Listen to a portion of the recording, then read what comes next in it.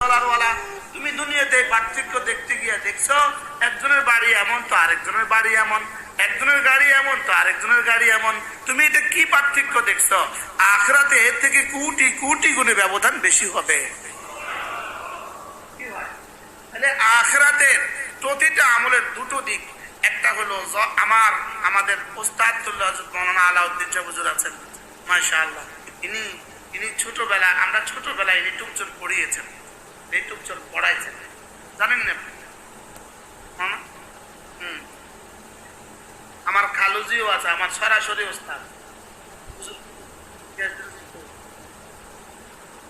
থাকেন, উনি আমার সরাসরি ওস্তাদ এবং আমার মাদ্রাসার লাইফের জীবনের প্রথম দিনের প্রথম ঘন্টার প্রথম সবকের ওস্তাদ।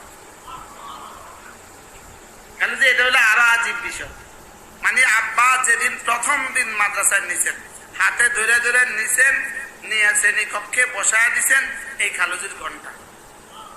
এই প্রথম দিন নিয়ে এভাবে নিয়ে ঘন্টা বসায় দিচ্ছেন, প্রাইমারি স্কুল ক্লাস 4 থেকে নিয়ে। আল্লাহ আমার হুজুরের হায়াতের মধ্যেও বরকত দান করেন। আমার খালু, আপন খালু এবং আমার হুজুর। কি বলছি? আখিরাতের দারাজাতিন, তারপরে একটা শব্দ আছে ওয়া আকবারু তাফদীলা, ওয়া আকবারু তাফদীলা, বলে আখিরাতের দুই দরজার মধ্যে পার্থক্য কত হবে জানো? দুইটা শুধু বাংলাদেশের একজন যদি কি বলে এক র্যাঙ্ক উপরে চাকরি করে, তার বেতন সর্বোচ্চ 1500 টাকা বাড়ে, 2000 টাকা বাড়ে, কি বলেন? 6000 টাকা বাড়ে।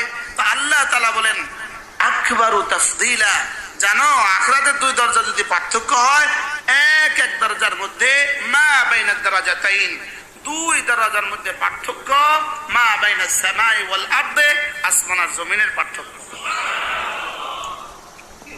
এবার কল্পনা করুন তো আমাদের সাথে সাহাবাদের পার্থক্য কেমন হবে, তাবেঈনদের পার্থক্য কেমন হবে, আমাদের সাথে বড় পীর আব্দুল কাদের জিলানীর পার্থক্য কেমন হবে। আচ্ছা, আমাদের সাথে আমার প্রিয় ওস্তাদ, আমার প্রিয় মুর্শিদ হযরত নানুপুরী রহমতুল্লাহর সাথে আমাদের জীবনের পার্থক্যটা কেমন হবে? কি হয়? আমার প্রিয় ওস্তাদ হারুন আল মাদানী দামাত বারাকাতুহুর সাথে আমাদের জীবনের তাফাদুলটা কেমন হবে, পার্থক্যটা কেমন হবে? কি হয়? আমি তো আমার ওস্তাদদের সামনে জুতার নিচের বালিও নিজেকে মনে করি না। আমাদের ওস্তাদরা এই পরিমাণ বড় ছিলেন। এখন বলুন তো দেখি, ইনারা তো আমাদের হায়াতের কাছাকাছি, আমাদের জীবনের কাছাকাছি। হযরত হুসাইন আহমদ মাদানীর সাথে আমাদের জীবনের পার্থক্যটা কেমন? শাইখুল হাদিস জাকারিয়া রাহমাতুল্লাহর সাথে আমাদের জীবনের পার্থক্যটা কেমন? আমাদের পরস্পরের সাথে পরস্পরের জীবনের পার্থক্যটা কেমন?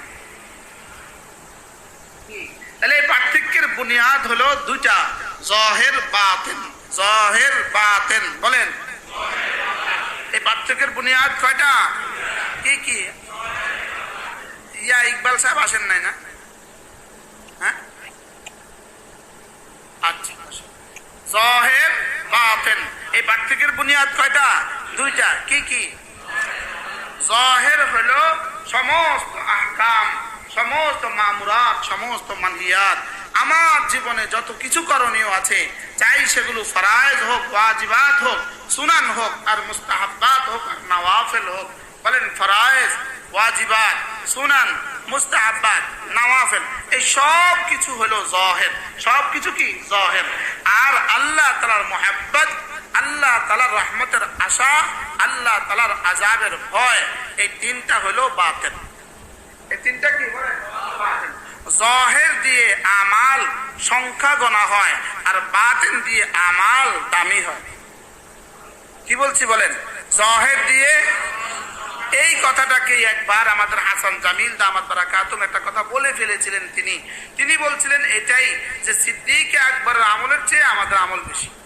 কিন্তু এই কথাটা বলতে গিয়ে এই শব্দ বলার কারণে অনেক সমালোচিত হয়েছেন তিনি। মূলত এটা উদ্দেশ্য ছিল এটা, হযরত সিদ্দিক আকবরের ঈমান আর ইন্তেকাল, হযরত সিদ্দিক আকবরের ঈমান আর ইন্তেকালের মধ্যে পার্থক্য হলো শুধুই 15.5 বছর। হযরত সিদ্দিক আকবরের ইসলামের বয়স 15.5 বছর, আর আমাদের ইসলামের বয়স 60 বছর। কি মানে এই মুরব্বীর ইসলামের বয়স হলো 60 বছর, কি আরেক মুরব্বী নবীর ইসলামের বয়স হলো 70 বছর। এটাকে বোঝাতে চেয়েছিলেন, এটাকেই বলছিলেন আর কি। লেকিন সিদ্দিক আকবরের এক জাররার দাম কিয়ামত পর্যন্ত আনেওয়ালা সমস্ত উম্মতের সবগুলোকে একসাথে দিলেও হবে না। তাহলে বোঝা গেছে 13 বছর দিয়ে সংখ্যা হয়েছে, দিল দিয়ে দামি হয়েছে। কি বলছি বলেন? তো 13 বছর দিয়ে সংখ্যা হইলে এবার বলুন তো দেখি, হযরত ঈসা আলাইহিস সালামের জীবনের নামাজের সংখ্যা সমস্ত নবীদের মোকাবেলা কত অল্প? সমস্ত নবীদের মোকাবেলাতে ঈসা আলাইহিস সালামের জীবনের নামাজের সংখ্যা কত অল্প? তাহলে বোঝা গেছে সংখ্যা অল্প, লেকিন দামে সমস্ত নবীদের সমস্ত উম্মতের চেয়েও বেশি। কি হয়? এটাকেই মুসান্নিফ বলেন যে আরকানুল ইবাদাতে সালাসাতুন, সমস্ত ইবাদাতের মূল হলো 3টা। বলেন সমস্ত ইবাদাতের মূল কয়টা? 3টা। 1 নাম্বার কি? আল্লাহ তাআলার মুহাব্বত। 2 নাম্বার কি? আল্লাহ তাআলার রহমতের আশা। 3 নাম্বার কি? আল্লাহ তাআলার আযাবের ভয়। আল্লাহ তাআলার আযাবের ভয়। আবার বলেন আল্লাহ তাআলার মুহাব্বত, আল্লাহ তাআলার রহমতের আশা, আল্লাহ তাআলার আযাবের ভয়। এখন একজনের কাছে যদি ফরজ ওয়াজিব সুন্নাত মুআক্কাদা নাই, কিন্তু এই 3টা খুব আছে, তার দাম কত? তার দাম 2 আনার নাই। এটা হলো ভান্ডারি। এটা কি বলেন? এদের কাছে কি আছে? আল্লাহর মুহাব্বতের ঢেক আছে, ঢেকুর আছে, আছে না? না, আরে টেবিল নাই তো রং লাগাবা কিসে? দেয়াল নাই, আর কি বলে দেয়াল নাই তো টাইলস লাগাবা কিসে? আগে জাহির ঠিক করো, পরে বাতিন ঠিক করো। আগে জাহির ঠিক করো, পরে কি ঠিক করো? বাতিন ঠিক করো। আগে জাহির ঠিক করো, পরে বাতিন ঠিক করো। তো বলে যে সমস্ত ইবাদাতের বুনিয়াদ হলো 3টা। আল্লাহ তাআলার মুহাব্বত, আল্লাহ তাআলার রহমতের আশা, আল্লাহ তাআলার আযাবের ভয়। এজন্যই লা কাবুল লিআই ইবাদাতিন ইল্লা বিহা, এই 3টা ছাড়া কোনো ইবাদত আল্লাহ তাআলার কাছে 2 আনার দাম নাই। এই 3টা ছাড়া কোনো ইবাদত আল্লাহ তাআলার কাছে কি নাই? 2 আনার দাম নাই। এটাকেই রাসূল বলেছেন সাহাবাদের 1 মুদ আল্লাহ তাআলার রাস্তা দান করা তোমাদের উহুদ পাহাড়ের চেয়েও বেশি। কি? সাহাবাদের 1 মুদ আল্লাহ তাআলার রাস্তায় কি করা? দান করা আমাদের উহুদ পাহাড়ের চেয়েও কি? আমাদের উহুদ পাহাড়ের চেয়েও বেশি। তাইলে বোঝা গেছে মূল বুনিয়াদ হলো সমস্ত ইবাদত আল্লাহ তাআলার ভালোবাসায় করা। লিআই ইবাদা ইল্লা বিহা, আল্লাহু জাল্লা ওয়া আলা ইউবাদু হুব্বান ফিহি ওয়া রাজাআন লিসাওয়াবিহি ওয়া খাউফান মিন ইকাবিহি।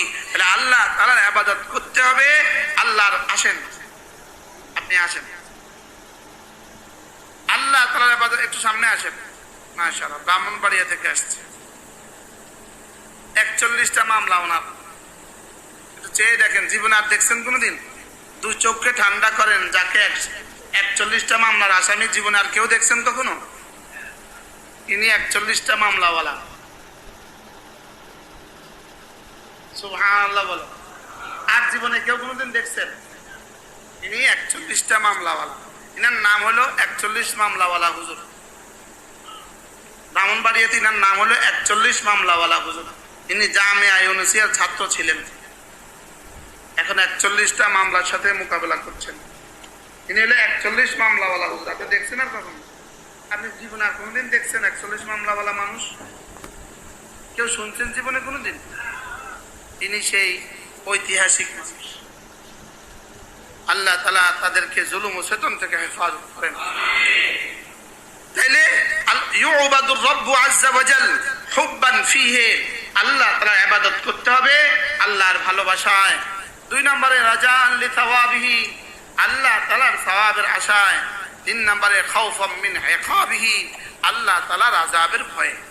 তাহলে ইবাদত করতে হবে কেন বলেন? হ্যাঁ,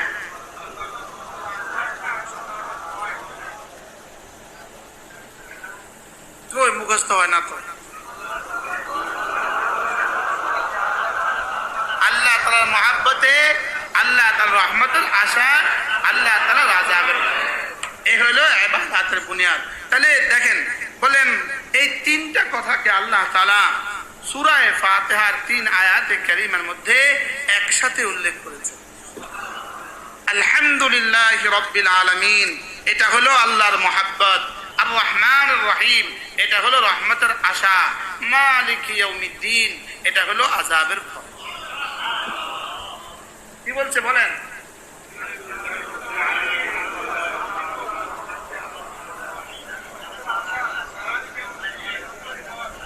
এই তিন বুনিয়াদে ইয়াকা না'বুদু, এর অর্থ কি?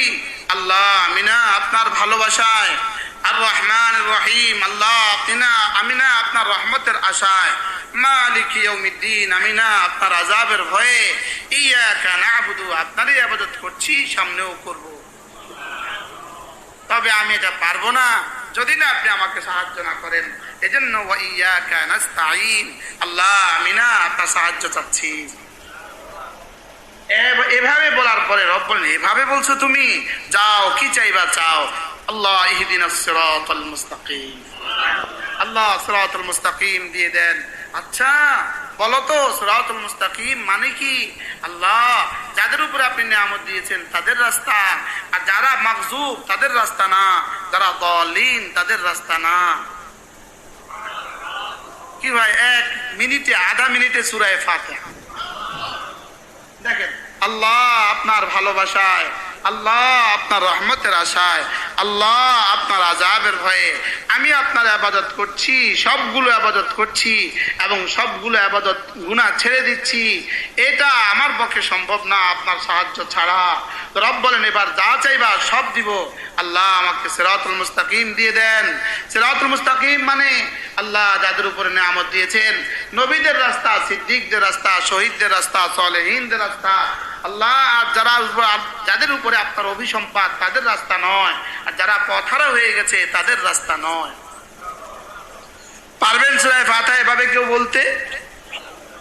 কি ভাই, সহজ না কঠিন? এভাবে এবার রাসূল বলেন ফাকুলু আমিন, এবার বলো আমিন। মান ওয়াফাকা আমিনুহু বিআমিনিল মালায়েকা গুফরাত মা তাকাদ্দামা মিন যামবিহি, যার আমিন ফেরেশতাদের আমিনের সাথে মিলে যায় জীবনে সব গুনাহ মাফ। এজন্য সূরা ফাতিহা এক সূরা, যে সূরা রব্বে করিম শুধুই তার হাবিবকে দিয়েছেন, আর কোন নবীকে সূরা ফাতিহা দেন নাই। সুবহানাল্লাহ বলেন। এজন্য সূরা ফাতিহা যেদিন নাজিল হয়, আল্লাহ নবী সাল্লাল্লাহু তাআলা আলাইহি ওয়াসাল্লাম মাতাফে মুলতাজিমের সামনে বসা, এমন সময় জিবরিল আসলেন, সাহাবায়ে কেরাম বসা, হঠাৎ করে উপর থেকে কি যেন খট করে আওয়াজ হলো। রাসূল উপরের দিকে তাকালেন, সব সাহাবীরা উপরের দিকে তাকালেন, কিছুই বুঝলেন না।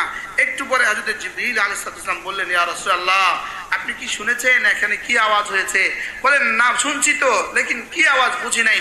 হযরত জিবরিল বলেন, ফুতিহা বাবু মিন আবওয়াবিস সামা লাম ইফতাহ কাত্তু, আকাশের একটা দরওয়াজা খোলা হয়েছে, যে দরওয়াজা আজ জীবনে কখনো খোলা হয় না। এবার বলেন, নাজালা বিহি মালাক, ওই দরওয়াজা দিয়ে একজন ফেরেশতা নাজিল হয়েছে, লাম ইয়ানজিল কাত্তু, যিনি আর জীবনে কখনো নাজিল হন নাই, আর আপনাকে তিনি সালাম বলেছেন।